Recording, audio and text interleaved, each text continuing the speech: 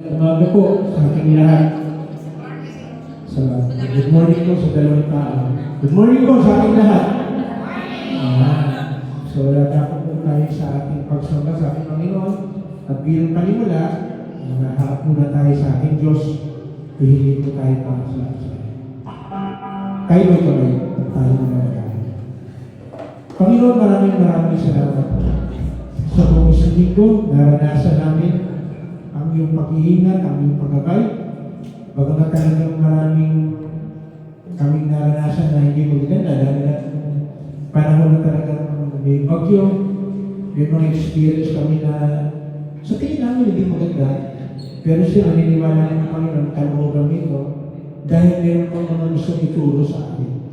Kaya yan mo Panginoon sa umagang ito, lahat ng mga bagay na naranasan natin ng sa linggo, ibubulalas namin sa isa, sabihin namin sa iyo, even to the point na magtutulog sa amin ito, magtutulog sa amin ito para magpuri, magpasalamat sa iyo. Kasi kagilpak na nandito kami na sa iyong harapan, pagpapatunay lang ito ng iyong kabutihan sa amin sa buong isang ito. Even sa mga damang na makahingahan namin, naranasan namin ang masarap na makahingahan namin po sa iyo. Kaya hayaan mo Panginoon na sa umagang ito, tunay na sasambahin normal na pilihan namin, ibibigay namin ang pinakamataas na papupuri ko sa salamat sa iyo dahil karapat-dapat talagang papurihan at sambahan. Kaya sa mga ito, Panginoon, maging sa aming kapatid magpunta sa lugar na ito, kung paano inilakan mo bawat isang narinig mo na, ingatan niyo rin, Panginoon, yung mga kapatid na magpunta sa lugar na ito.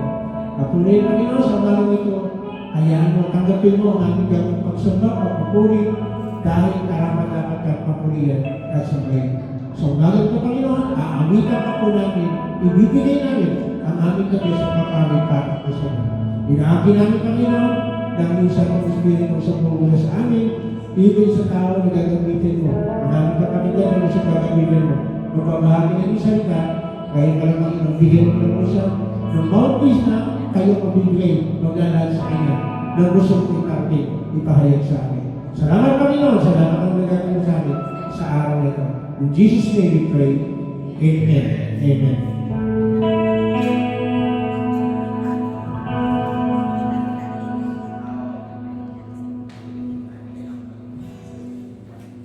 Amen. Ulit po, good morning po sa ating lahat. Good morning. Ready na po na tayo po yung ating Panginoon.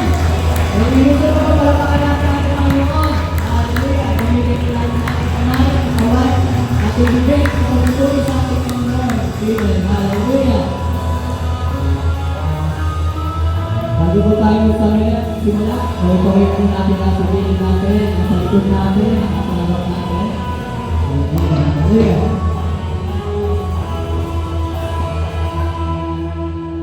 Shout out to me.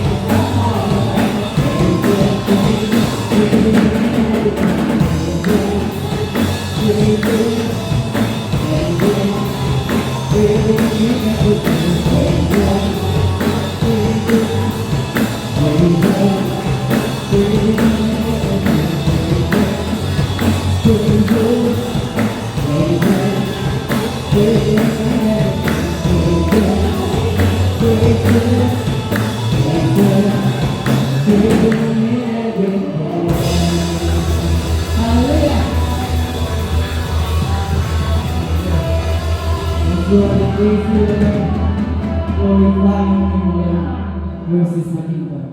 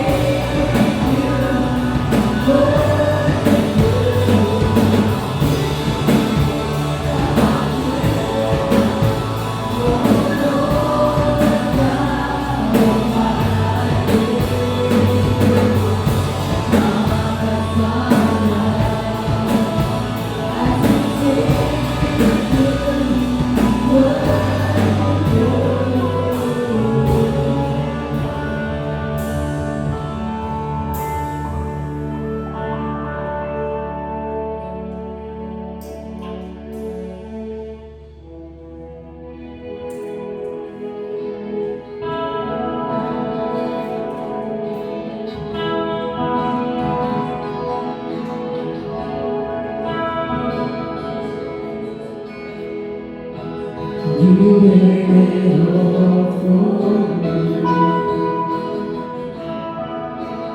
My soul is on my everything. And all I am is devoted to you.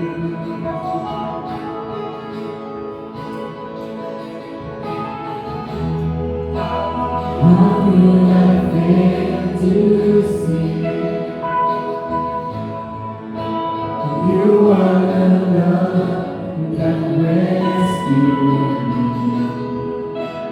All I am is devoted to you. And how could I not be moved? You're here with you, so have your way in me. For there is just one thing that I will see.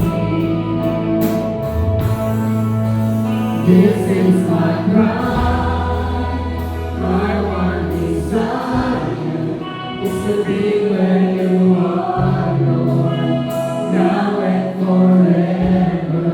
It's more than a song. My one desire is to be with you, is to be with you, Jesus.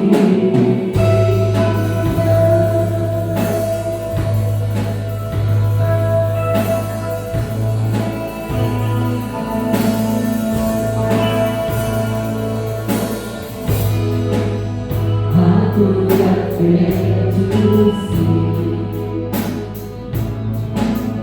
you are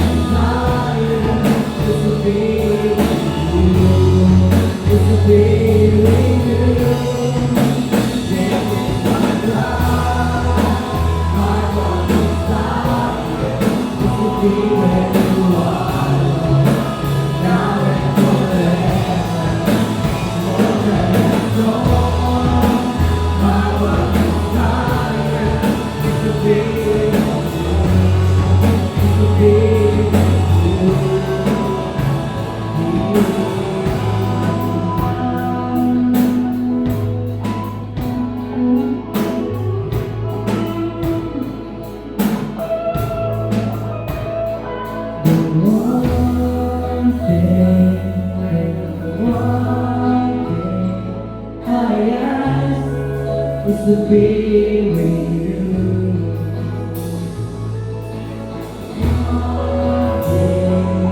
The one thing I ask is to be with you. The one thing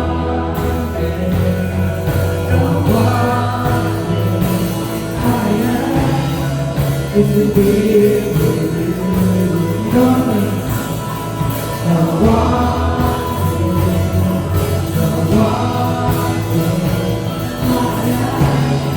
It's to be with you.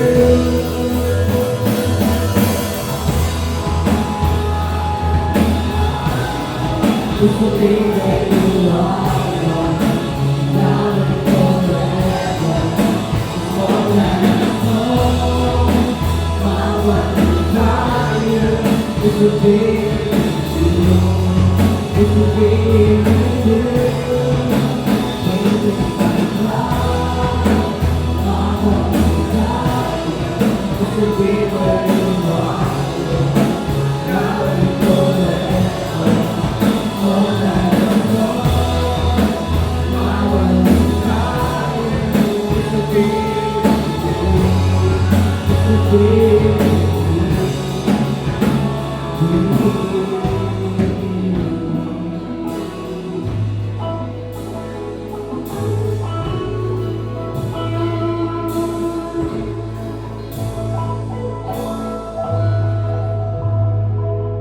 Palapakan po natin ating nakakasulat ng mga.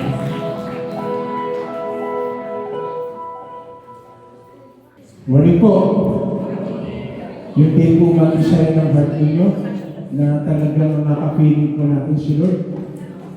Sana yung din po magaya mo sa akin. So, tinatawagan po natin ang mga bata. Atin po sila ipapanalangin sa ating Panginoon. Meron pa ba sa loob? Pakikatok po. Ayan. Palagasin po yung mga bata dyan sa aquarium at pag-pray po natin.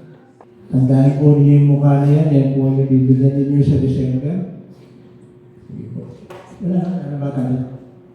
Mulan po natin ang ating mga kamay sa mga bata nito. Panginoon, isang kagalangan kasiyahan po sa amin na ipinagkaloob po itong mga bata nito. At naniniwala kami, Panginoon, isa po sila ng mga regalo na pinagkaloob nyo sa bawat isa po sa amin.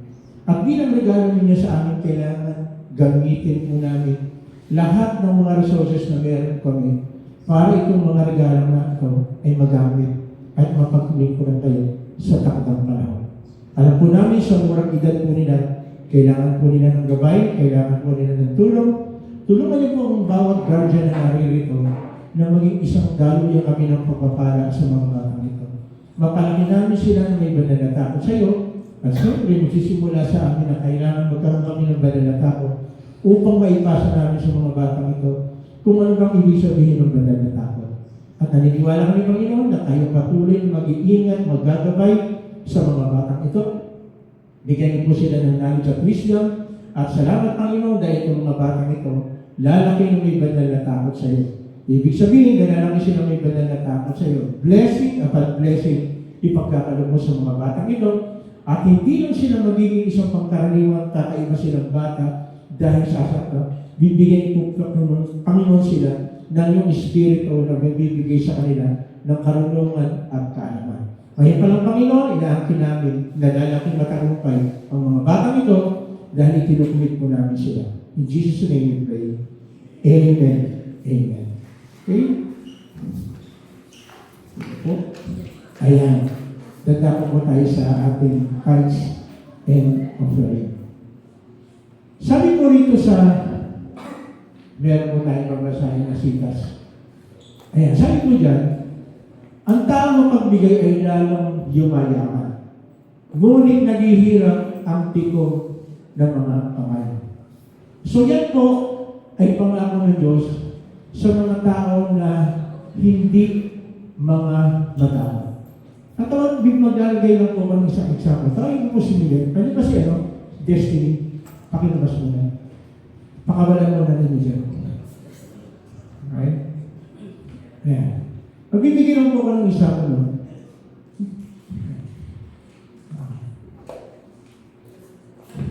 Dito po. Yan. Tingnan niyo po. Sabi dyan, ang taong mapagbigay ay lalong yumayaman. Ngunit naghihirap ang piko ang mga kamay. Sige. Pakilabas niyo po yung kamay ninyo. Sige, sige. Hindi. Sige, sige. Hindi naman tayo kakatagal na help your hands. Yeah. Kahit isang kamay lang. Isang kamay lang. Isang kamay lang.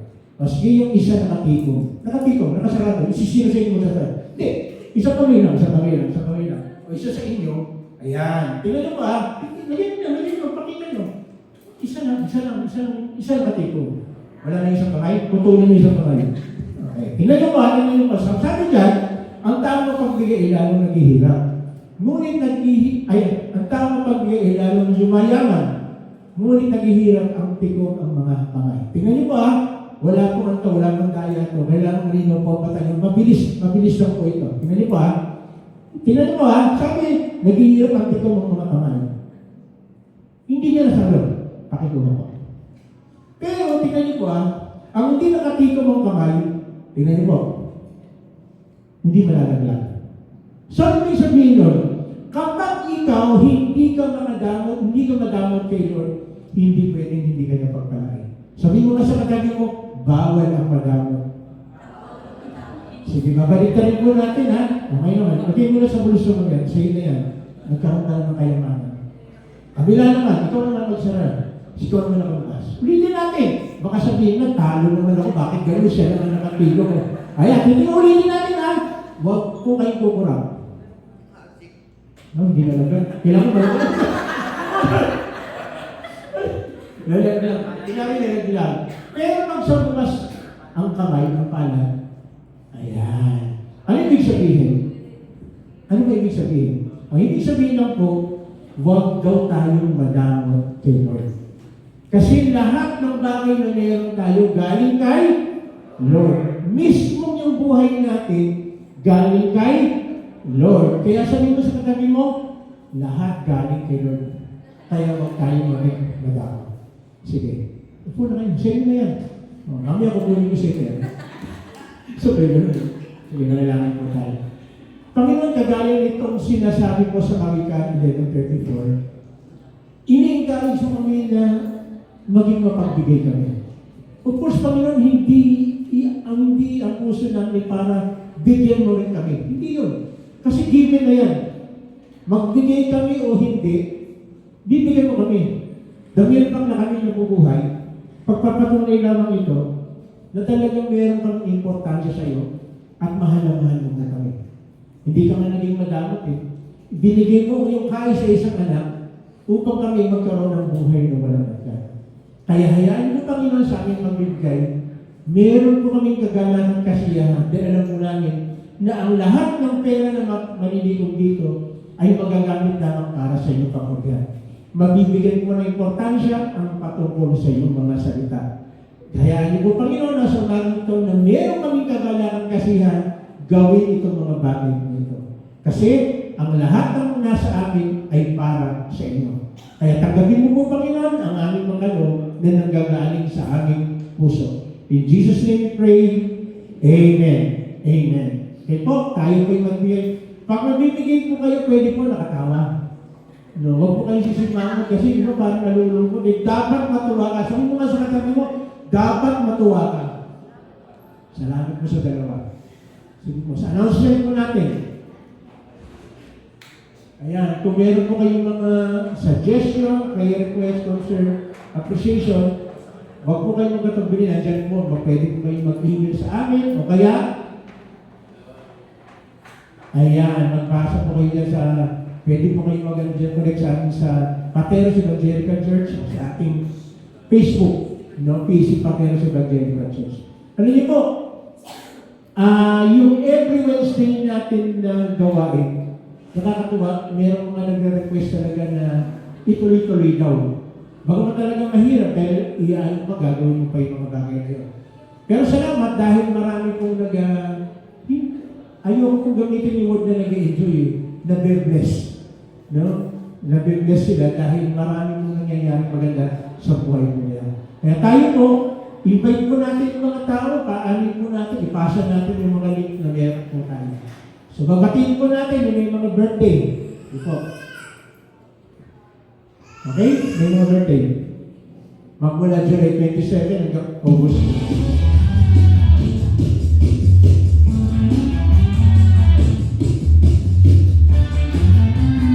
Ayan, si Kyle Avalos. Happy birthday. Ay, Kuya. Si Reynaldo Gamboa Jr. Happy birthday. Arnel Pante, happy birthday. Audrey Tamayo, happy birthday. Gabi Tamayo, happy birthday. Ayan. Wala na po. So again, sa umagang ito, isang kagalakan ko kasi sa akin, na-introduce ko po ang ating tagapagsalita sa umagang ito. So welcome po natin, buksan po natin yung ating isipan, ating puso, sa pagtanggap sa katotohanan. So, gagawin po natin ang ating kapatid na Don Miguel.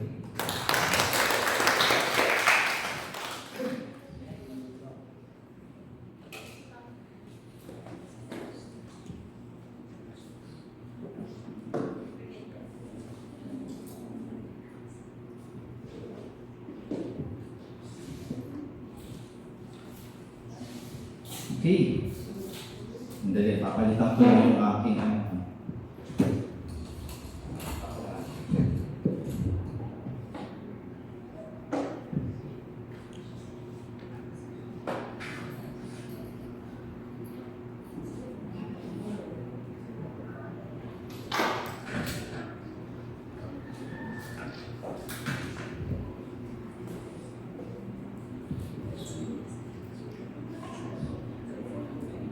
Okay, so magandang umaga po sa bawat isa. Morning. Good morning. Ayon po sa isang article na naka-publish o nakalathala. Sige, next slide tayo. Sa Resource UMC website, ito po yung website na minamanage ng United Methodist Church. Meron daw pong 188 hanggang 205 na babae ang pinangalanan sa Biblia. So, Bible characters. Habang may 1,181 naman ang bilang ng lalaking pinangalanan sa Biblia. Okay, so base sa mga numerong ito, masasabi natin na less than, count off na kasi yan no? Less than 15% of Bible characters ang babae. And majority or more than 85% ng Bible characters ay lalaki. Yan. So, bagamat masasabi nating outnumbered ang mga kababaihan sa aspetong ito, hindi naman ito nangangahulugan na they are less important or less relevant. In fact, sa umagang ito, atin pong susuriin ang kahalagahan ng mga kababaihan sa Biblia. Lalo na po sa buhay ng ating Panginoong Jesus, specifically doon sa kanyang kamatayan hanggang sa kanyang muling pagkabuhay at kung paano sila, meaning ang mga kababaihan, ay naging matibay na patotoo o ebidensya sa katotohanan ng mga nakasulat sa Biblia. Kung mapapansin natin kasi, sa pagbabasa natin ng Bible, mas nabibigyan ng pansin ang mga kalalakihan. Pero sa umagang ito, atin naman kung pagtutuunan ng pansin itong mga kababaihan sa ating passage na pag-aaralan. So ang ating passage kung gagamitin sa umagang ito ay yung nakasulat sa chapter 15, verse 40 hanggang 47, and chapter 16, verse 1 to 8 ng Book of Mark. Ayan. Okay. So with that, again, next slide, let's remain focused sa ating pagkinig at pag-aaral. Atin pong ihanda ang ating, yan, ang ating panulat, sulatan, ang ating Bible, at kung meron po kayo mga katanungan, mga agam-agam, o nais linawin tungkol sa ating mensahe, maaari niyo po akong lapitan mamaya pagkatapos po ng ating worship service. Okay po, so bago po tayo magpatuloy sa ating mensahe sa umagang ito, muli inaanyayahan ko po ang lahat na tumayo, sama-sama po tayo mananalangin. Aming Diyos amang dakila, Ikaw na mapagmahal, Ikaw na pinagmumulan ng kahulungan, kami lubos ang nagpapasalamat muli sa isa na namang pagkakataon na mas makilala ka sa pamagitan ng pag-aaral ng iyong banal na salita. Ikaw po ang magbigay ng pangunawa, ng liwanag sa aming mga isipan upang matandaan at patuloy naming suriin ang mga maririnig namin sa umagang ito tungkol sa mga pangyayaring mababasa namin sa Book of Mark. Sinasaway po namin ang anumang distractions, anumang gawain ng kaaway na maaaring makagulo sa aming pakikinig at sa pag-aaral ng iyong salita. Naway ang iyong mensahe sa umagang ito ay magsilbing kalakasan at gabay sa aming pamumuhay at pananampalataya. Pagkalooban niyo po kami ng kahandaan sa pakikinig, isa't isipan na seryoso, interesado, at may sigasig na matuto upang patuloy na mag-aral ng iyong salita. Bigyan niyo po kami ng puso na handang magpakumbaba at sumunod ayon sa iyong kalooban at pamantayan ng katwiran. Naway ikaw lamang ang matanyag at maitaas sa umagang ito. Ito po ang aming dalangin sa mga pangyarihang pangalan ng aming Panginoong Jesucristo. Amen. Amen. Okay, so magandang umaga po ulit sa bawat isa. Good morning. Hayaan niyo pong basahin ko ang buong passage na pag-aaralan natin sa umagang ito sa Mark chapter 15 hanggang 16:8. Ito po ay base sa New American Standard Bible 1995 edition or translation. So as I read along, habang binabasa ko po ang ating passage, may mga bahagi wherein medyo magpo-post lang po ako upang magdagdag ng mga insights tungkol dun sa binasa ko. Okay po? So, ready na po tayo? Mark 15, verse 40.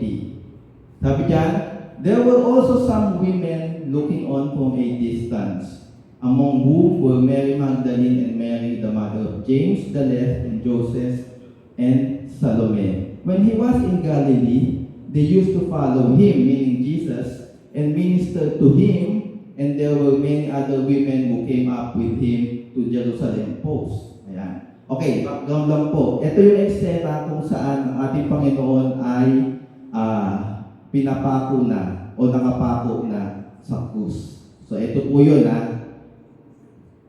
Usually po, kapag binabasa natin o kapag binasa natin itong verse na ito, parang minsan common, mundane, lalo na pag nagbabasa tayo ng Biblia in passing or casually lang. Pero kung atin pong i-analyze at pag-aaralan itong passage na ito at yung mga iba pa, pag-aaralan natin ito in a historical and a cultural context, malalaman natin kung gaano ito kalalim at kahalaga bilang ebidensya upang patunayan ang katotohanan ng mga nakasulat sa Biblia.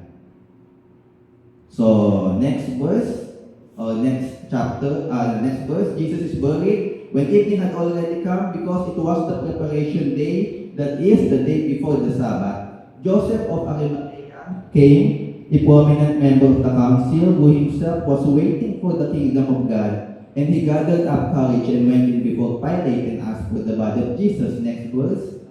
Pilate wondered if he was dead by this time, and summoning the centurion, he questioned him as to whether he was already dead.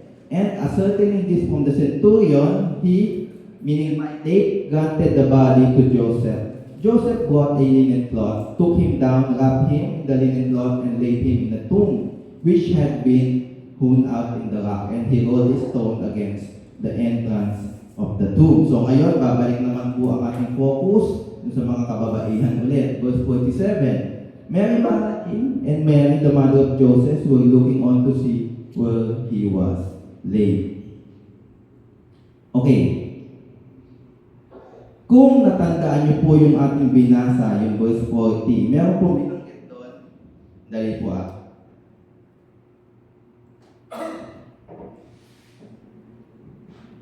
Mukhang mas okay kung ginamit niyo, Pastor.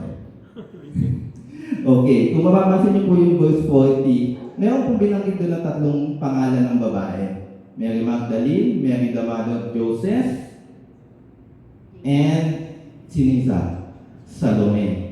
Dito po sa verse 47, ang binanggit lang po dito ay si Mary Magdalene and Mary the mother of Joseph. Okay, so take note, hindi binanggit si Salome. Kung sino si Salome, mamaya po, sagutin po natin yan. Okay, so doon na tayo. Chapter 16, verse 1. When the Sabbath was over, Mary Magdalene and Mary the mother of James and Salome bought spices so that they might come and anoint him. Very early on the first day of the week, they came to the tomb when the sun had risen. They were saying to one another, "Who will roll away the stone for us from the entrance of the tomb?" Okay, ito na yung eksena kung saan nakalibing na ang ating Panginoong Jesus dun sa tomb. So, nung umaga ng linggo, pinuntahan nila yung tomb. Okay, ito po, may something interesting po dito sa verse 3. During those times, sa lugar nila, meaning ancient Israel or ancient Middle East, ang average na height and weight ng isang babae ay, guess what? 4'10". 4'10".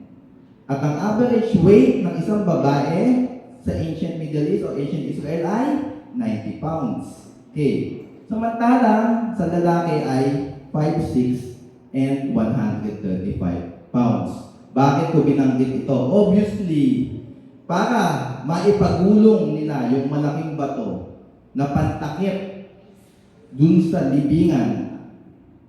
Okay? Kailangan ng higit pa sa isa o higit pa sa dalawang tao para gawin ito. Bukod pa dito, parang nakakahiya naman ito dun sa early church. Yung mga Kristiyano noon, ibig na sabihin, bakit nakakahiya?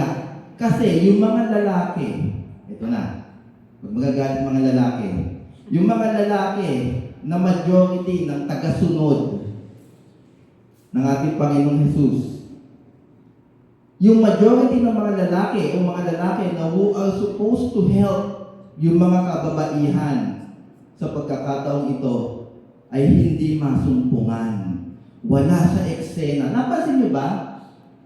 Nung nagsimula tayo, di ba, chapter 15, verse 40, puputang tungkol saan? Puputang sa mga babae. Tapos nag-switch ng istorya kay Joseph of Arimathea, at bumalik sa mga babae. And nowhere na banggit sa mga binasa natin yung tungkol sa mga lalaking Kristiyano.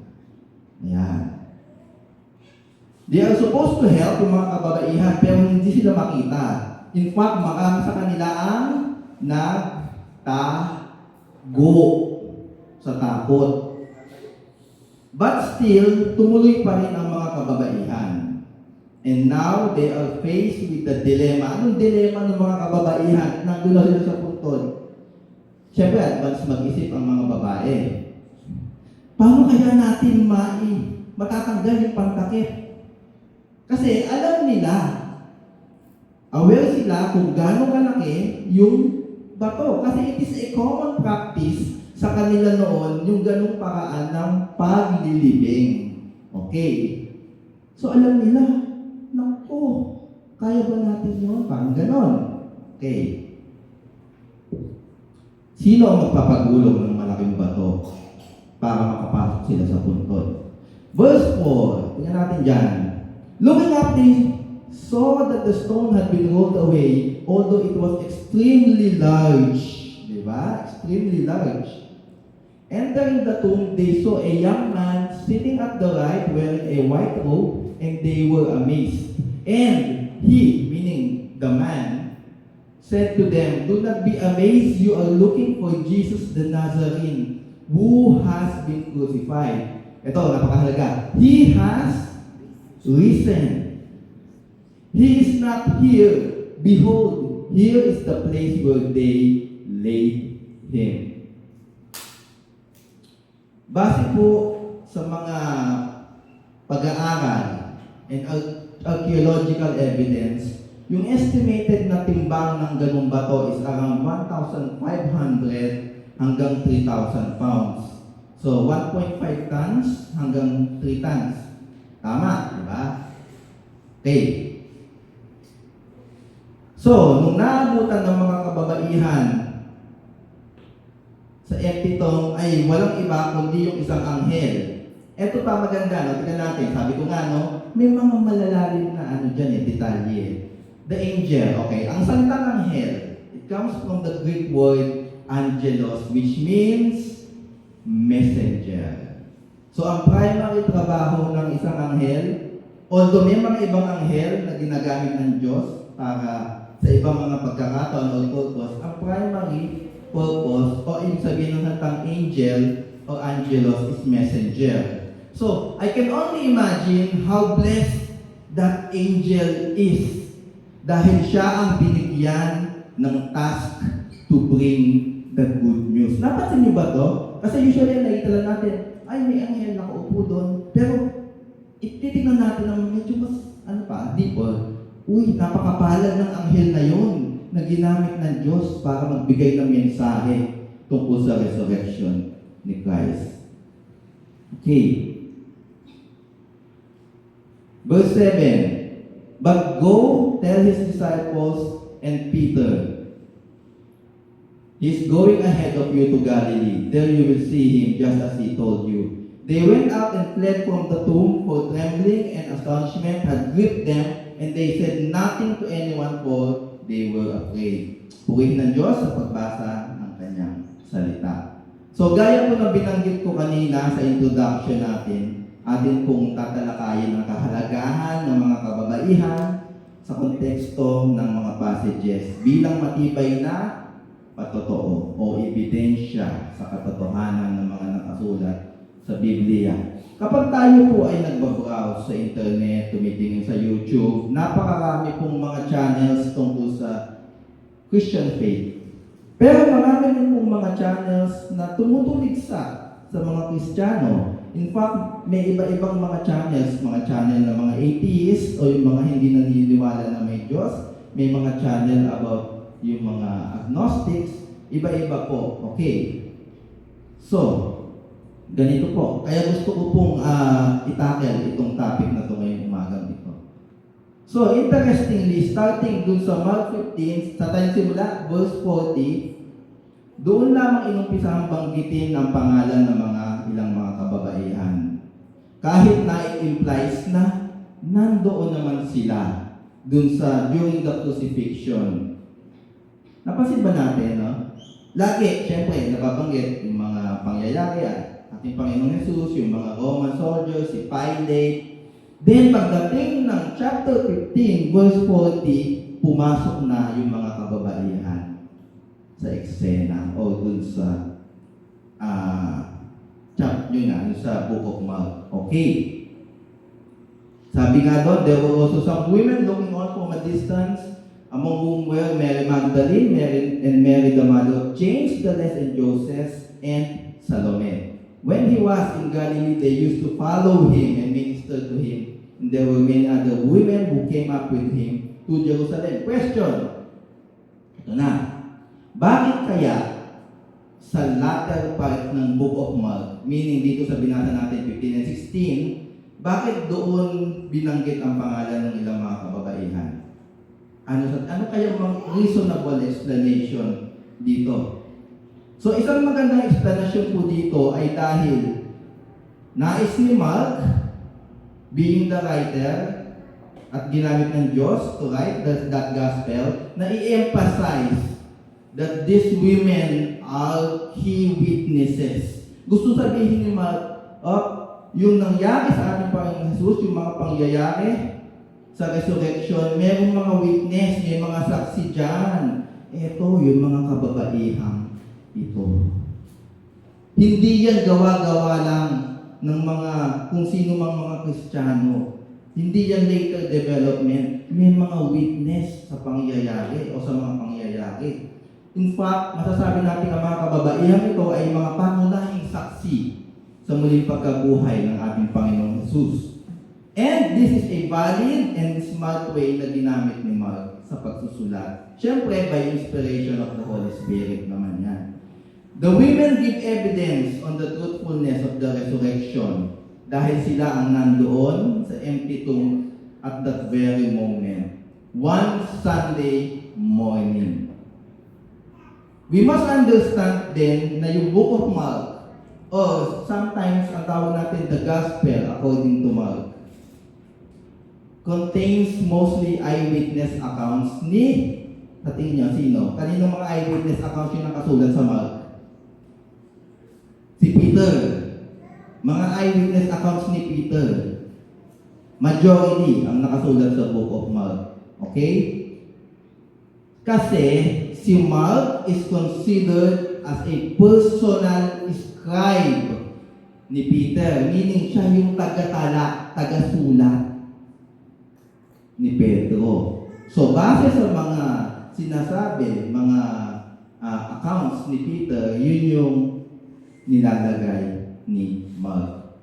Though, ito po hindi po kabilang si Mark sa 13 apostles. Okay. Sino ba yung mga apostles? Di ba? Una 12. Tapos, siyempre, nabawasan ng isa. Kilala nyo naman yung isa doon, yung peke. Okay. So, si Judas Iscariot, sino pumalit sa kanya? Matthias. Tapos, si Paul, he was later called by Christ habang siya ay papunta sa Damascus. So, kaya sinasabi ko 13 ito. No? Okay. Si Mark o si John Mark ay malapit kay Apostol Pedro at siya ay isang deacon o manggagawa sa early Christian church sa Jerusalem. Para lang po may background tayo tungkol kay Mark, no? Pero nung panahon kung saan nangyari, ano ba nangyari? Nung ang ating Panginoong Jesus ay dinakip, pinahirapan, anong ginawa ni Pedro? O ano yung pinaka-glaring na ginawa? Dininay, di ba? Pinagkaila, tinatwa niya 3 beses ang ating Panginoong Jesus. At siya ay nagtago. So, yung mga pangyayari after noon, sino ang mga naging witness ni Mark? Yung mga kababaihan. Mark wants or needs credible witnesses to prove the authenticity ng kanyang mga sinusulat. Kaya nga, in-specify niya yung pangalan. Kung napapansin nyo, in-specify niya yung pangalan ng mga kababaihan. May mga certain instances sa Bible na hindi binabanggit ang pangalan ng isang tao. Sabi lang, yung may sakit ng ketong, hindi mo binanggit ang pangalan. Pero may mga certain characters sa Bible na binabanggit ang pangalan, katulad ni Bartimaeus. Diba? Yung bulag na pinagaling ng ating Panginoon. Bartimaeus, the son of Timaeus. Ganon. So sa pagkakataon ito, binanggit ni Mark ang pangalan ng mga kababaihan. Mary Magdalene, yung isang Mary, at saka si Salome. So maliwanag po yan. Kasi po, sila ay mga totoong tao na nabuhay ng panahon na yon. Meron po silang pagkakakilanlan, meron silang pangalan, meron silang function sa komunidad at nakasaksi sila sa mga pangyayari. All throughout, from the suffering, crucifixion, death, and resurrection. And after that pa. Okay. Ito po yung tinatawag natin na historical evidence. Ito po yung nagpapatunay na totoo ang mga nakasulat sa Biblia na tinuturing nating salita ng Diyos. Kaya kung meron mga tumutuligsa about sa Bible, we should be confident na totoo dahil it is being backed up, syempre, by inspiration of God and by historical and cultural evidences. Marami po yan. Manuscript, archaeological evidences, mga ruins, mga artifacts to prove the truthfulness ng mga nakasulat sa Biblia. So, we should be very confident. Okay? So, verse 41 ulit. Tingnan natin. Sabi yan, when he was in Galilee, meaning Christ, they, meaning yung mga kababaihan, used to follow him and minister to him. And there were many other women who came up with him to Jerusalem. Follow. Ang salitang follow, sa konteksto ng binasa natin, hindi po ito nangangahulugan lamang ng literal na sumusunod. Alam natin, di ba yung mga aso? Di ba? Anong ginagawa usually ng mga aso? Sunod-sunod sa kanilang mga amo, di ba? Sa pumunta. Ito pong follow na salita na ginamit dito, hindi po yun yung pinakaibig sabihin lang nun. Bagamat sumusunod talaga sila, kung nasaan na doon ang ating Panginoong Yesus, dahil sila ay nakikinig ng kanyang mga aral, dahil sila ay nag-minister sa kanya at doon sa mga iba pang mga mananampalataya. Pero may mas malalim pang ibig sabihin itong salitang to. Okay? Sila, meaning yung mga kababaihan, ay disipulo ng ating Panginoong Yesus. O, sa simpleng definition, 2 words, what is a disciple? A disciple is a learning believer. Ayan, kaya pag tinanong kayo, ano ba yung disipulo? A disciple is a learning believer. Okay, so clear po yan.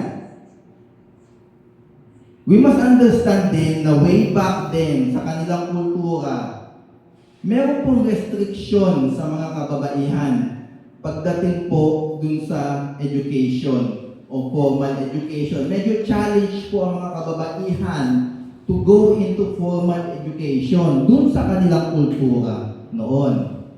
Kaya, to be able to learn para matuto ka sa ating Panginoong Jesus, who is a rabbi, a Jewish rabbi, first hand, marinig mo yung mga aral niya,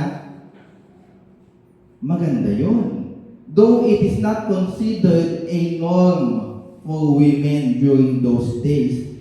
Naaalala niyo ba yung istorya ni Martha and Mary? Anong sabi ni Martha? Panginoon, sabihan niyo naman yung kapatid ko na si Mary na tulungan ako sa paghahanda dito. Anong ginagawa ni Mary? Nandun siya sa paanan, meaning nandun siya nakikinig sa ating Panginoong Jesus. It is one form of education or educating the women. At ang sabi ng ating Panginoong Jesus, huwag mo siyang gambalain, pinili niya ang mas mainam. Diba? So, it is not a norm na ang babae to go into formal education. Pero ang ating Panginoong Jesus, binibigyan niya ng equal opportunity ang lahat. Male or female, Jews or Gentile, rich or poor. Diba?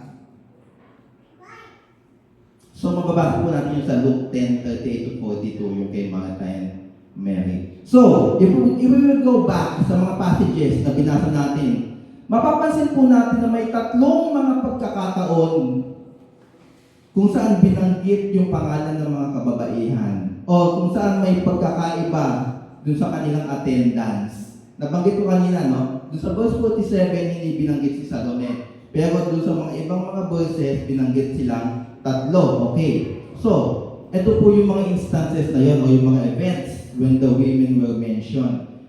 Unang event, the crucifixion and the death of Jesus, Mark 15:40. So, sino mga binanggit doon? Si Mary Magdalene, isa-isahin ko po.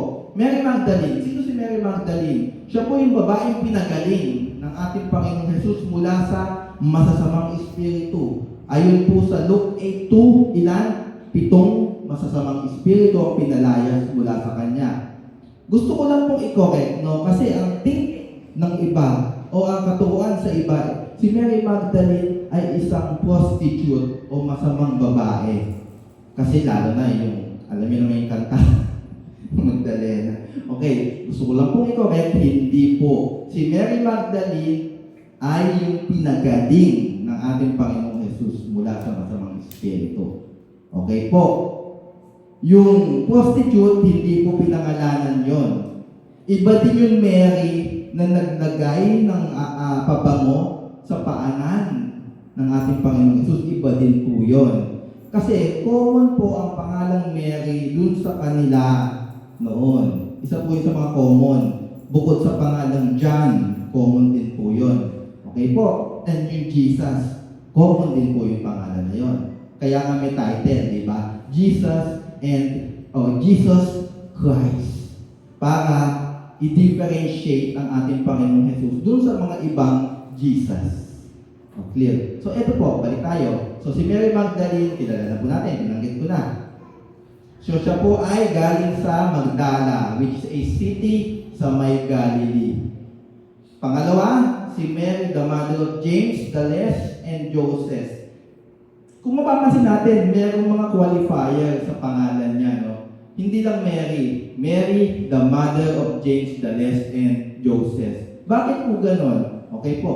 Again, sabi ko nga po, common ang pangalang Mary. Kaya para ma-identify siya o ma-distinguish siya sa ibang Mary, pinangalanan yung kanyang mga anak. And it is reasonable to think na si James at si Joseph na kanyang mga anak ay kilala sa lugar nila among sa mga Kristiyano noong panahon na yon. Okay. Pangatlo, si Salome. Sino si Salome? Si Salome ang nanay ni James and John na dalawa sa mga apostol ng ating Panginoong Jesucristo. Tawag sa kanila ay Sons of Thunder. Sila yung nagtanong sa ating Panginoong Jesus, Panginoong Jesus, anong gusto nyo gawin natin sa mga taong yan? Pahulugan natin ng apoy mula sa langit? Sila yun. Si James and John. At ang nanay nila ay si Salome. Ayan. At ang tatay ni James and John ay si Zebedee, na isang kilalang businessman. Runs a fishing operation. Hindi lang, si Zebedee ay hindi lang isang pangkaraniwang mangingisda, kundi siya ay may-ari ng bangka na ginagamit o mga kagamitan sa pangingisda. In fact, ang mga empleyado niya ay si Pedro. Sino kapatid ni Pedro? Si Andrew. At saka yung dalawa niyang anak na si James at saka si John. At may mga iba pa siyang tauhan. Okay, so kilala po itong si Zebedee. Siyempre, kilala na rin si James and John dahil sila yung dalawa sa mga apostol. At ang nanay nila again ay si Salome. Okay, so sa crucifixion, then yung sa burial, dalawa lang po nabanggit, si Mary Magdalene, tsaka yung nanay ni James and ni James, the Less, and Joseph. At dun sa pangatlong event, yung pag-witness dun sa empty tomb, Mark 16:1, sino ang nabanggit doon? Mary Magdalene, Mary the mother of James, the Less, and Joseph, at si Salome. Question: bakit mahalaga yung pagkakaiba sa attendance ng mga babae? Sa tingin nyo, bakit kaya? Bakit ko din pino-point out itong mga bagay na to? Wala lang kasi si Kuya Don OC. Ganun ba yan? Si Kuya Don, kahit maliliit na bagay, pinapansin. Si Kuya Don, hindi, ano ba yan? Kuya Don naman. Yan, binibigyan ng kahulugan, maliliit na bagay. Hindi ganyan, Hindi mo yun. Minsan ganun na ba ako? Okay, so pinapakita lang dito na si Mark is not inventing something na hindi naman talaga nangyari. Yan ang mga pangyayari. Nandun naman talaga sila eh. Yung tatlong, yan. Crucifixion, burial, and the empty tomb. Yan naman talaga eh. So yung isusulat niyo, Mark. Nakita niyo yung point? Okay?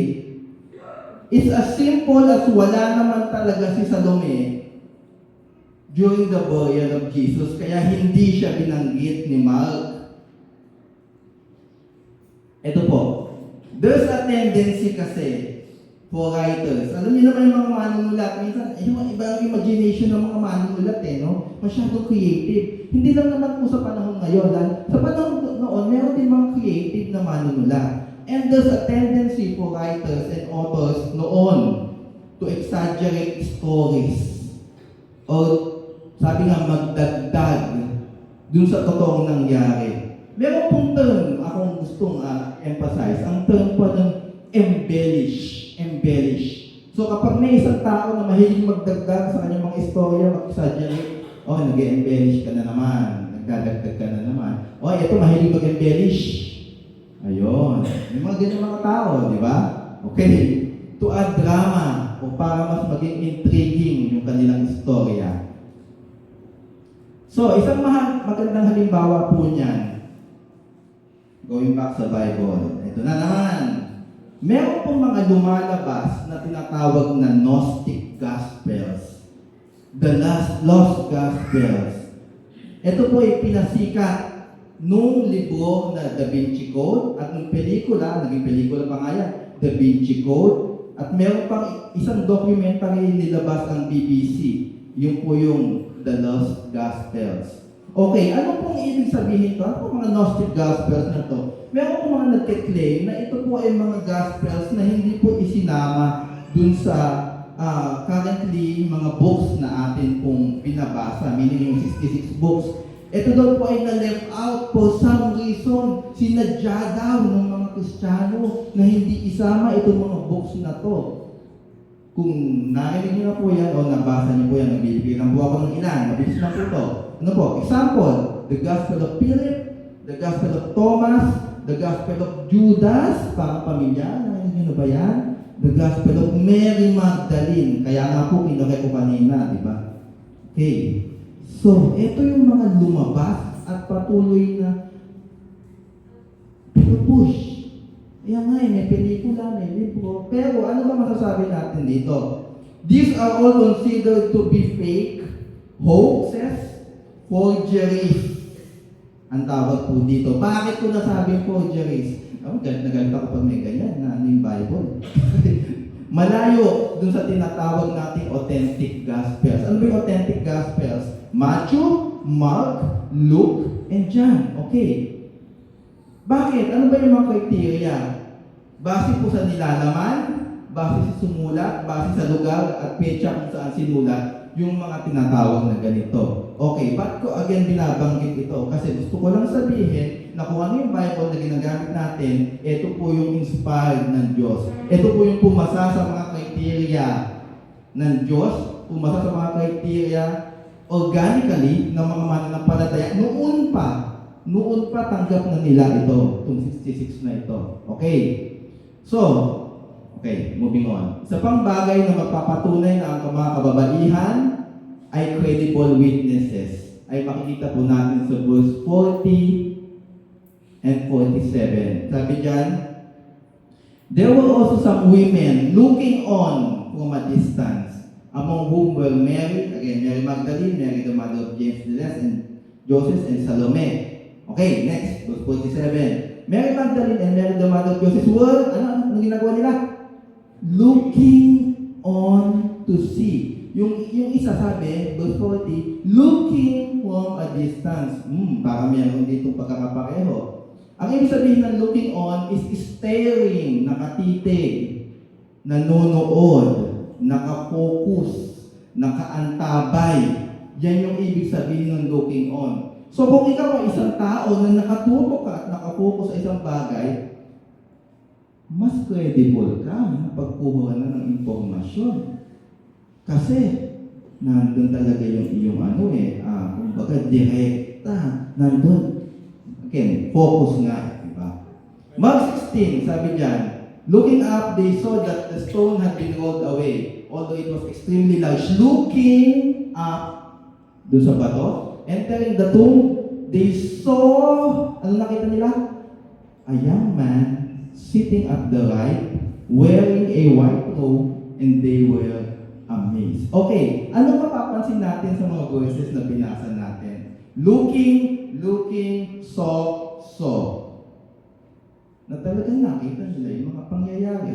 Hindi lang nila narinig ito sa isang tao o kung kanino, kundi nakita nila talaga. Eyewitness. Talaga. Tama po, eyewitness. Direct evidence. Tama po. Okay. The women are functioning as, tama si Pastor, eyewitnesses. As in direct evidence to prove yung sequence of events.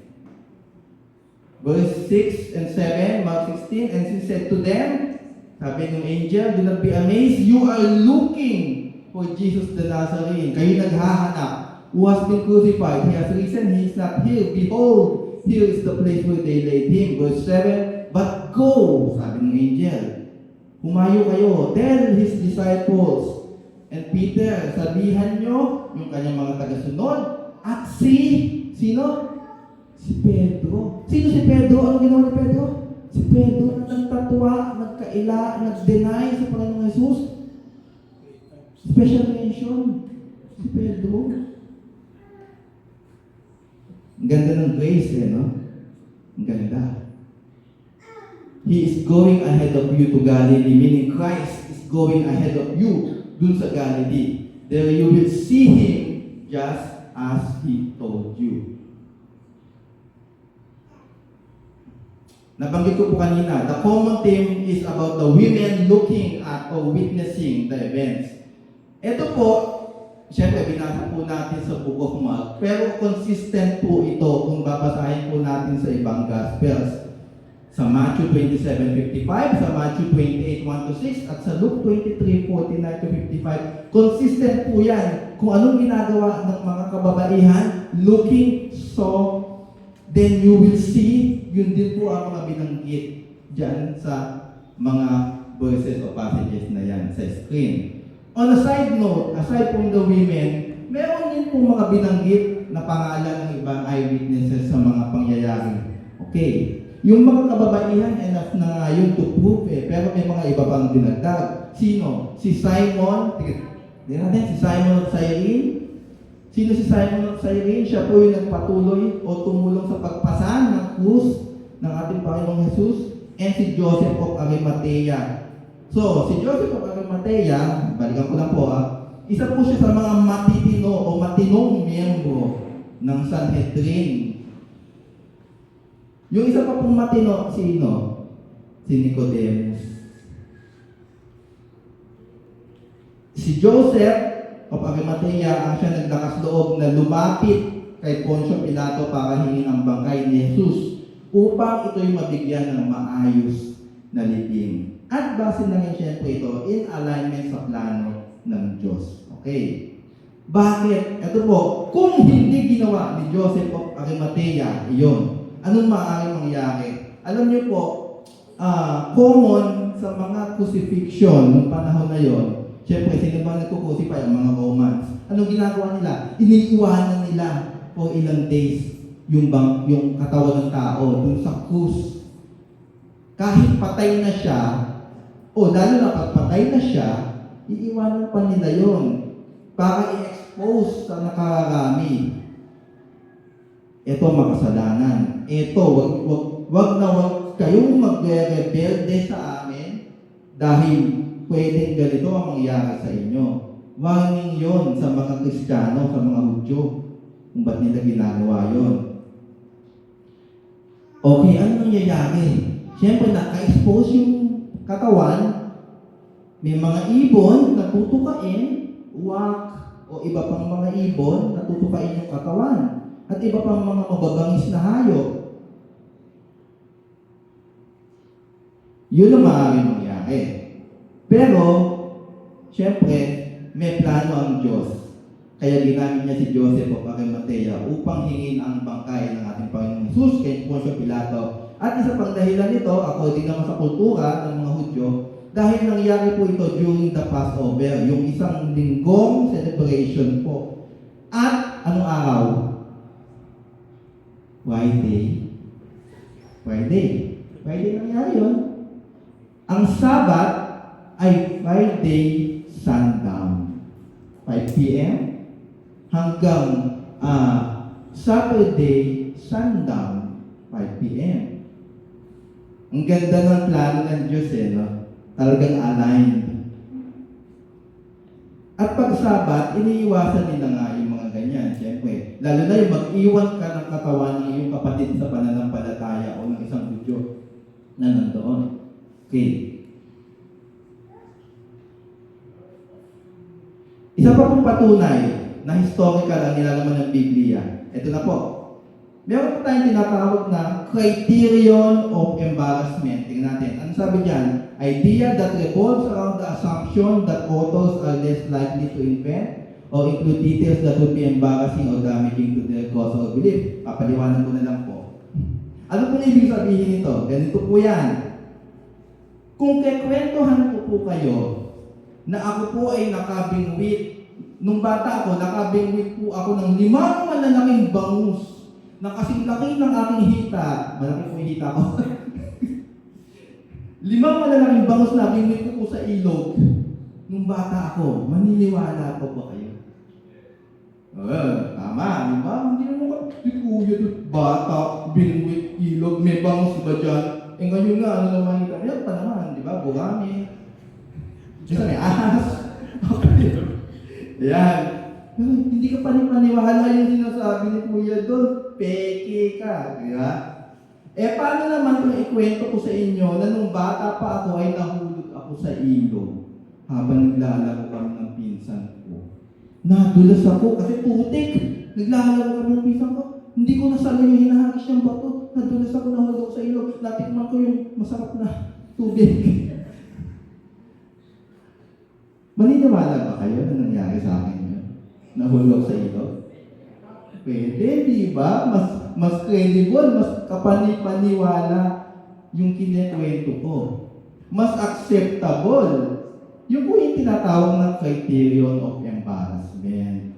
It is more generally acceptable na totoo ang isang pangyayari kung ito'y kahiya-hiya sa parte ng nagkikwento o meron itong impact sa kanyang reputasyon. Hindi naman po sa reputasyon ko pero totoo po yun, nahulog po ako talaga sa ilog ng bata ako. Kaya napapasalamat ako sa nagligtas may lumangoy Anyway, yan ay dahil po sa pangkaraniwan, ang isang tao ay hindi magkikwento ng isang pangyayari na maaaring ilagay siya sa kahihiyan. Hindi po common yun, ang isang tao, mga kwento niya tungkol sa mga kapalpakan niya, mga kahihiyan niya, mga ginawa niya sa live. Common ba yun sa isang tao? Hindi, di ba? Siyempre, ang gusto mo ikikwento, yung mga struggle mo na napagtagumpayan mo. Yung mga blessing ng Diyos sa'yo. Yun po, yung mataas mong grade sa school. Ayun, yung may honor ka. Ayun, yung mga ganyan. Nagagaluhan ka na dyan. Magagaluhan ng bagay. Pero yung mga kahihiyan, yung magiging katawa-tawa ka, hindi yan common, sabi ko nga. Ngayon, bakit sinasabing isang kahihiyan para sa ibang Kristiyano ng panahon na yun, na yung mga kababaihan ang nagpunta sa libingan ng ating Panginoon Jesus? Nabanggit ko na po kanina, no? Ang kahiya kasi yung mga lalaki, wala na si taguan. Imagine yourself, ikaw, nandun ka, balik ka, first century, nabuhay ka, nandun ka. Nais mo patunayan ang isang bagay. For example, wala nga sa libingan si Jesus, nabuhay muli. Gusto mong patunayan, anong gagawin mo? Most probably, pipili ka ng mga tao na sa tingin mo ay kinikilala o tinitingala dun sa lugar na yon. It makes sense naman, di ba? Ganyan ang tao, ano yan, nature. Gusto mo ayaw mo maniwala sa akin. Sabi ni Sir, totoo naman yung sinabi ko. Sabi ni Pastor, ganun daw Sabi ni Mayor, ganun to Ganon. So, ganun din ang maaari natin gawin. Paano kung papatunayan na totoo itong resurrection? Maghahanap ka ng tao. Pero, Pero sa kultura po nila noon, women are considered as bad witnesses. Again, nagalit, sa kultura nila noon. Paliwanag ko po. Bakit nga ba ganon yung kanilang treatment sa mga babae? Take note na hindi po ito ang sinasabi ng Biblia. Instead, the Bible is obviously using the women as witnesses. Maliwanag po yan na the opposite ang gustong sabihin ng Biblia. Ayon po sa Mishnah, so ito po yung isa sa mga libro na ginagamit ng mga Hudyo. Compilation ng mga oral law and laws and traditions. Meron po sila mga binanggit doon na bad witnesses o hindi katanggap-tanggap na maging saksi. So ayon po dyan sa Rosh Hashanah chapter 1 ng Mishnah 8, these are considered unfit witnesses, gamblers with dice, those that lend with interest, pigeon raisers, those who trade in the produce of the sabbatical year, and slaves hindi pa natapos. Ano pa yung mga unfit witnesses? This is the rule. All testimony that a woman is not fit to give, these are also not fit to give. Anong ibig sabihin itong binasa natin? It simply means na any testimony from a woman, sa kanilang kultura, is generally not fit o hindi katanggap-tanggap. Base po ito sa nakasulat sa Mishnah, syempre. Hindi naman ito ang sinasabi dun sa Mosaic Law na siyang binigay ng Diyos kay Moses na isinulat in the form of the Torah. Pentateuch, the first 5 books of the Bible. Ano yun? Genesis, Exodus, Leviticus, Numbers, Deuteronomy. Wala pong nakasulat na ganyan doon para lang malinaw. Anong ibig sabihin po? Ito dinagdag lang ng mga religious leaders sa Mishnah.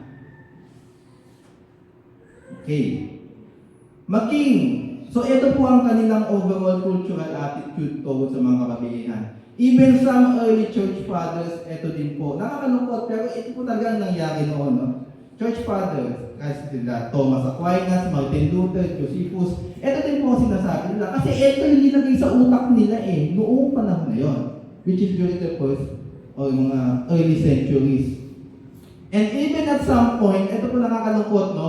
Maging yung mga apostles, meron po nakasulat yung ilan sa mga apostles, mga disciples ng ating Panginoong Jesus, hindi rin po sila agad naniwala dun sa sinasabi ng mga kababaihan. Saan po nakasulat yan? Tingnan natin, no?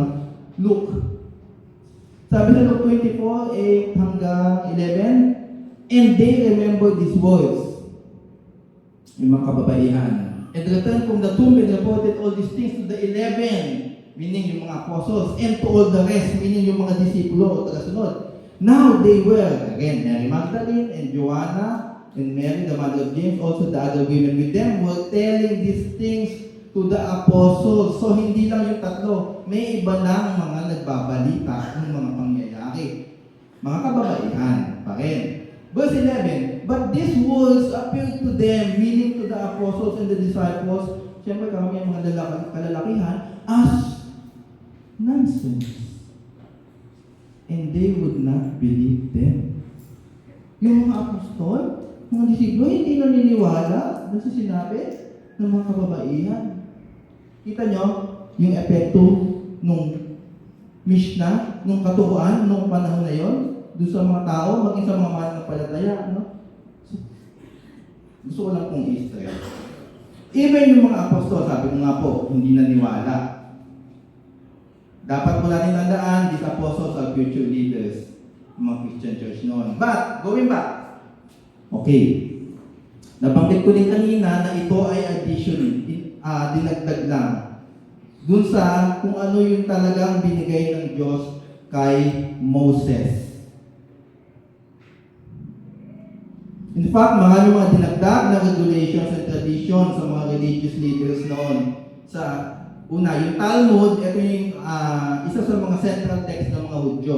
At yung Talmud, it comprises of the Mishnah and the Gemara. At doon sa Mishnah, doon nga nakasulat yung binanggit natin tungkol sa kung sino yung mga bad witnesses. Pero, anong sabi ni Apostol Pablo doon sa mga mananampalataya sa Corinto? Sabi sa 1 Corinthians 4:6, next slide please. I have applied all these things to myself, meaning yung mga katuruan, and Apollos for your benefit, meaning katuruan ng ating Panginoon.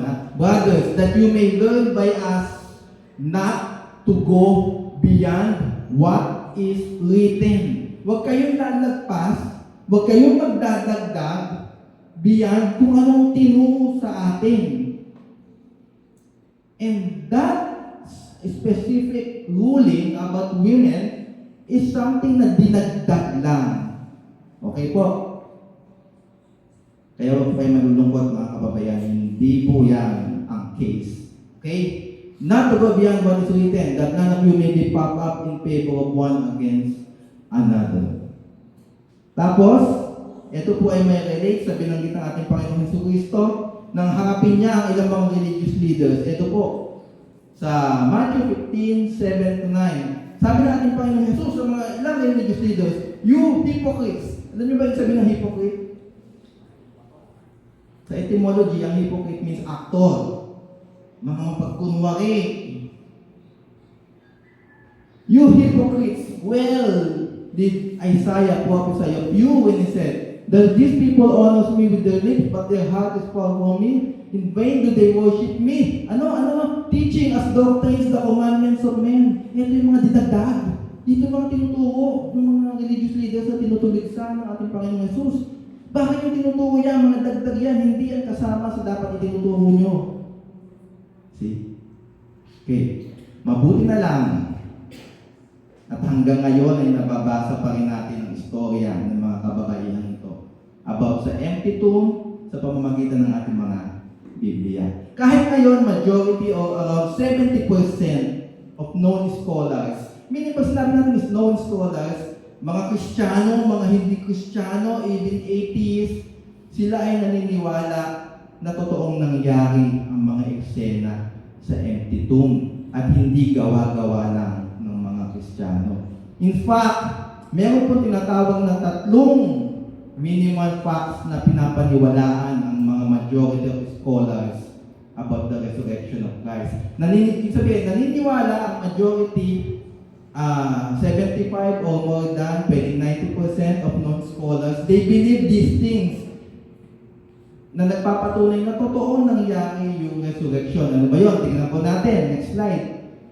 Yan. Una, they believe that Jesus died by crucifixion and was buried. May mga historical evidences, may mga nakasulat, mga manuscripts, may mga librong ginawa ang mga ancient historians. Pangalawa, naniniwala sila about the empty tomb na meron talaga sa tamang lugar na tinukoy. At pangatlo, naniniwala na sila na there are several resurrection appearances. Hindi lang isa, hindi lang dalawa, hindi lang tatlo, kundi 10 o more than nagpakita ang ating Panginoong Jesus sa kanyang mga apostol at disipulo in various occasions.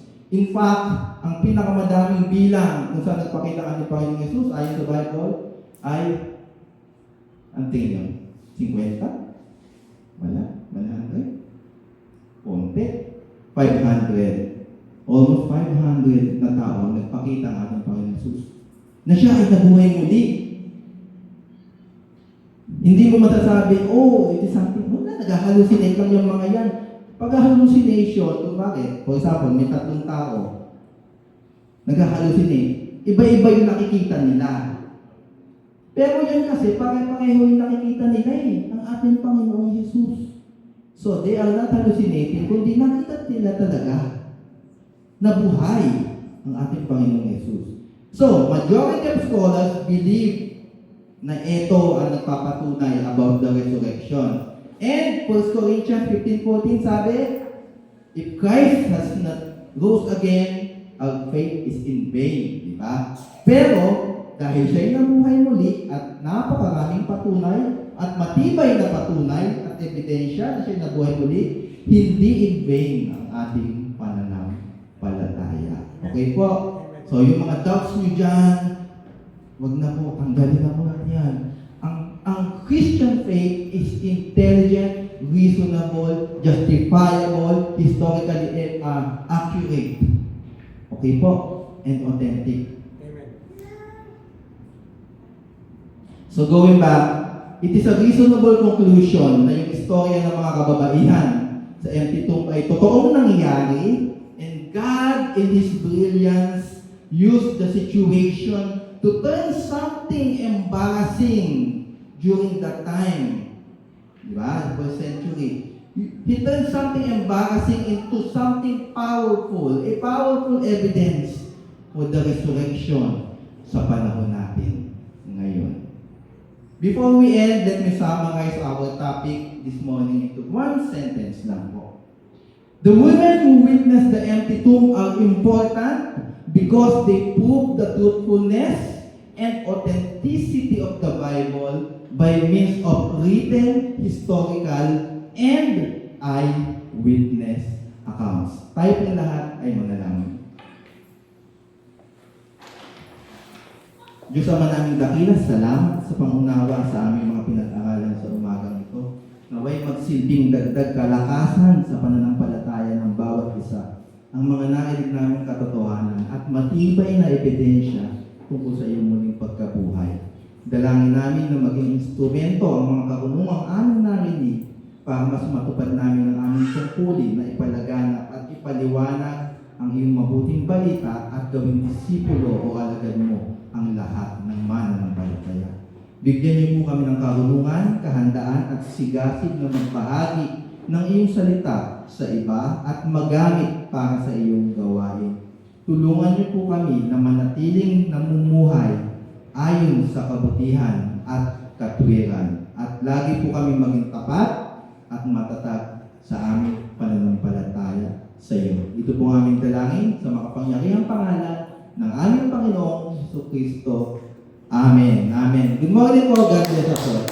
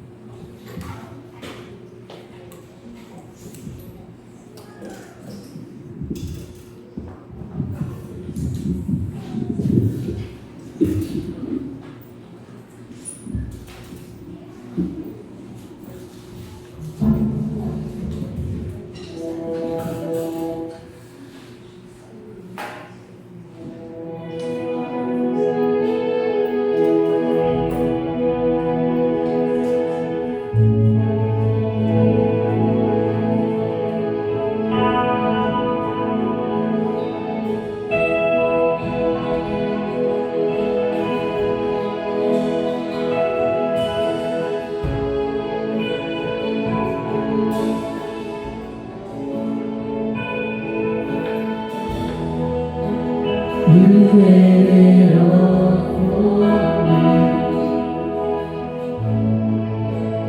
My soul desire, my everything.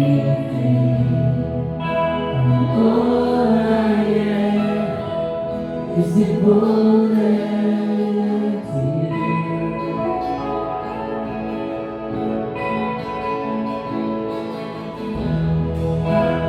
How could I fail to see you are the love that rescued me? All I am is devoted to you.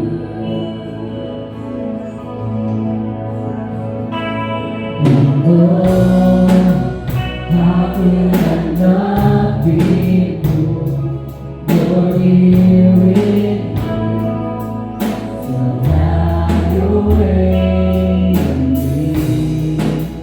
For there's just one thing that I will see.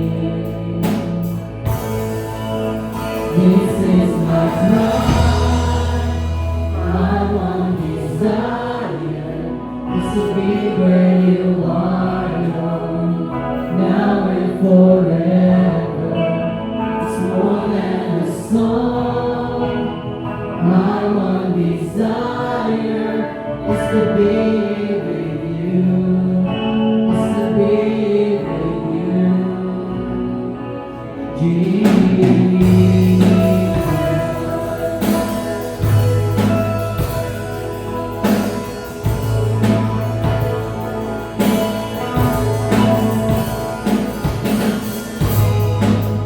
How could I fail to see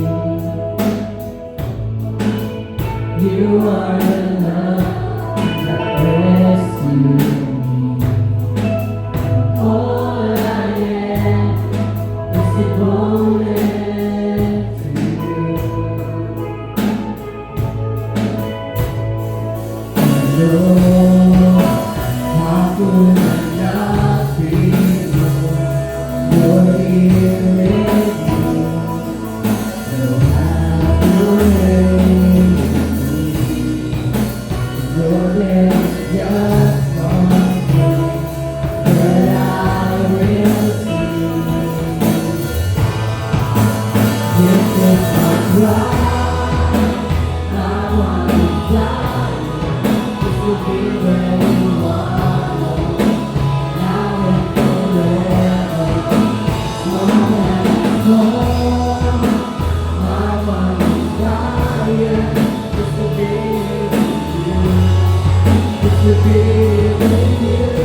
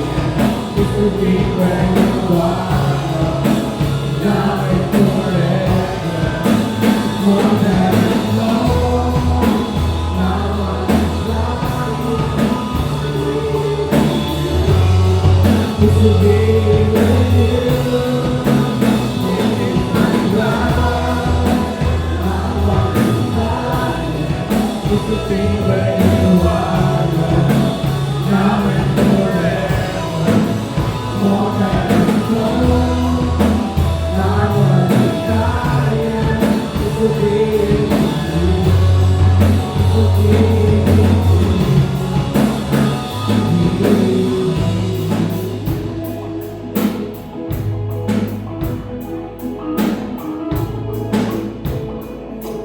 Lord, ito po yung kami. Yan ang gusto namin, Panginoon, talaga. Lumapit sa iyo, magpakumbaba. Salamat, Panginoon, dahil kagaya ng mga pinag-aralan sa umaga ito. Hindi ka nagtatali ng tao.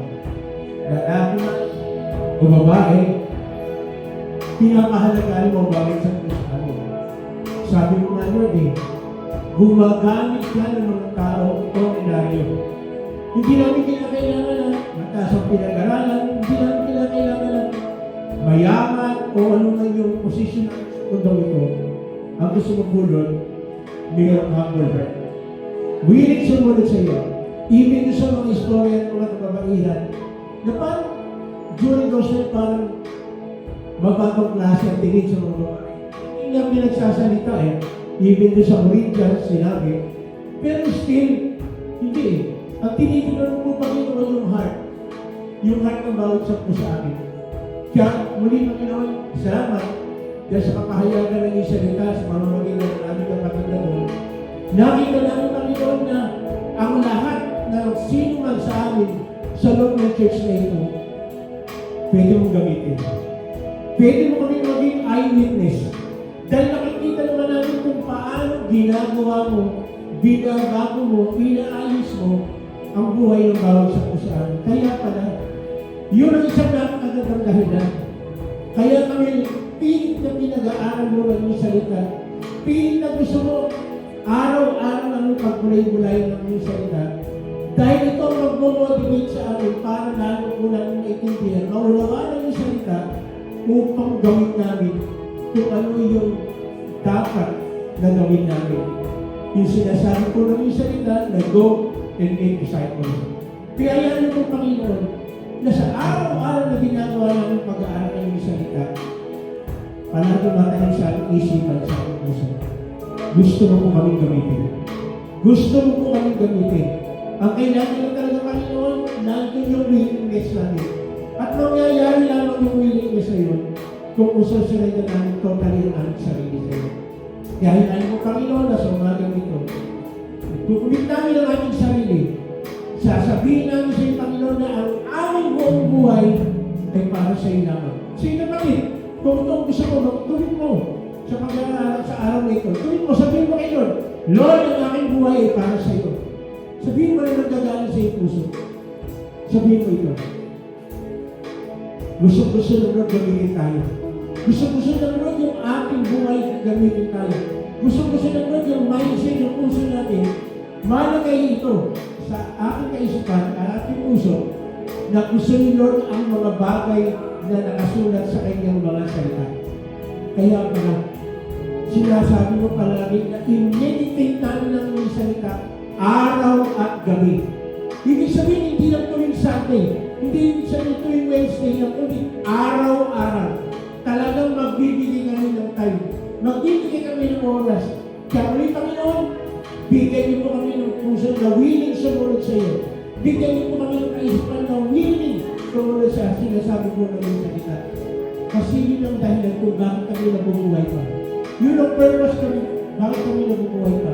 Ang sabihin sa iyo ng tao ang tungkol sa mabuting balita na mayroong kaligtasan, na mayroong pag-asa, at ito ay matatagpuan namin sa iyong pangalan, Panginoong Jesus. Kasi ikaw mismo nagsabi, sinabi namin yung mga pastor na sa iyong pangalan lamang mayroong kaligtasan. Kaya niniwala kami, Panginoon, sinasampalatayaan namin ito dahil marami noon pa naging eyewitness sa mga katotohanan sinasabi mo ng iyong salita. Salamat po ng marami. Salamat po ng marami. Kapatid, sa mga oras ito, isang pangako ng Diyos, mayroon ang karamdaman sa mga oras ito. Sige, sabihin mo, Lord, gusto ko na magalingan. Gusto ko na magalingan. O mayroon kang kamag-anak, mahal sa buhay na mayroon kang karamdaman, in Jesus' name. Sabihin mo, Lord, gusto, pakilingin ko ang aking mga mahal sa buhay. Ang aking kaibigan, ang aking kaklase, kasama sa trabaho, walang imposible kayo. Walang imposible kayo. Hallelujah. Hallelujah. Salamat Panginoon. Dahil pangako mo yan. Pangako mo yan. Ikituloy namin ng sino magpapakong lalaki sa iyo. Bibigyan mo ng physical na panggalingan. In Jesus' name. In Jesus' name. Emotionally, meron kang problema sa mga taong nasa paligid namin, magulang namin, anak namin, kapatid namin, asawa namin, mga kasama namin sa trabaho, sa eskwela, sa komunidad na namin ginagawa. Lord, matuto kami magpatawad at matuto rin kami na humingi ng tawad. Kasi ikaw mismo, Lord, tututusin, hindi mo kailangan gawin pero ginawa mo dahil sa pagmamahal sa amin. Kaya tulungan mo kami pag lahat ng aming gagawin ay motivated ng aming pagmamahal. Una sa inyo, pangalawa sa tao. susunod na gawain po namin, samahan po bawat isa. Tuloy-tuloy kami na hinihiling namin na ang lahat ng klase ng bagyo, in Jesus' name, alisin niyo po. Alisin niyo po. Dahil marami po mga tao na tunay na masalanta, maraming mga tao affected, masyado ng bagyo ito. Pero walang posible sa inyo. Kung ano man ang reason kung bakit pinahintulutan itong bagay na ito, maging aral, maging lesson sa bawat isa na meron kang ibig ipahayag kaya kung pinahintulutan itong bagay na ito. At kung ano man yung Panginoon, naniniwala kami na kaya mong ipaliwanag even sa mga oras na ito. Sabihin mo to sa mga tao na salita na meron ka ibig sabihin Panginoon. Maging maliwanag sa kanila. Kasi palagi Panginoon, lahat ng nangyayari sa buhay natin, meron kang magandang dahilan. At kung ano man yung dahilan na yun, maging maliwanag sa aming isipan at sa aming puso. Sabihin natin ito. Lalo na, kami nagkiklaim na kami mga Kristyano, nararapat namin sabihin namin ang iyong magandang dahilan. Na meron pag-asa in spite, na meron problema dumating, meron katugunan, meron isang sabihin natin. Sa ngayon po Panginoon, saan mo lang kami nagdiri mo na ngayong karawan, umalit kami kasama ng anniversary, ikaw Panginoon, ang nagbibigay ng extension, bakit namin ako? Bakit namin ang bawat isa itong tanong itong edad na ito? At itong pagsasama. Ito ay dahil lamang sa iyong biyaya. Kaya maraming salamat Panginoon. Maraming salamat. Kaya na rin Panginoon, sa isang lingkong gawain namin, tulungan po kami na may pahayag namin ang iyong salita. Sa lahat ng taong mga kasalungan, sa lahat ng tao, nabibigyan ang pagkakataon na aming makausap. Bigyan namin yung pagkakataon pala ng iyong salita na kahit pahayag sa anumang kaparaanan, ipang nakakaalam, nalang sa Kristo paggalong po sa amin. Dahil gusto ko namin Panginoon, totally magamit mo ang isang sa amin. Gaya rin Panginoon, sa aming pagkukahin. Ingatan mo ang bawat isa, kung paano ingatan mo papunta sa lugar nito, ingatan ko rin. Sa puso mga tahanan, sa iba pa kung namin gagawin, maitaas ka, nabigyan ka ng kaluwalhatian, sapagkat nararapat ka, na sambahin paglingkuran. At salamat Panginoon sa mga nito, na alam ko namin, ngayon pa lang, kinatagpo mo na ang lahat ng pangangailangan ng iba, at gagawin kami sa isang military na gano'n yan ang pagpapala sa lahat ng mga tao na makakasalumuhan namin sa buong isang linggo. Ngayon pa lang Panginoon, inamin namin na gagawin mo, mangyayari lahat ng bagay na ito kasi hinihingi namin ito sa pangalan ng aming Panginoon Jesus, ang lahat mo na naniniwala at nagsabi na, Amen. At palagi ko natin ang bawat isa.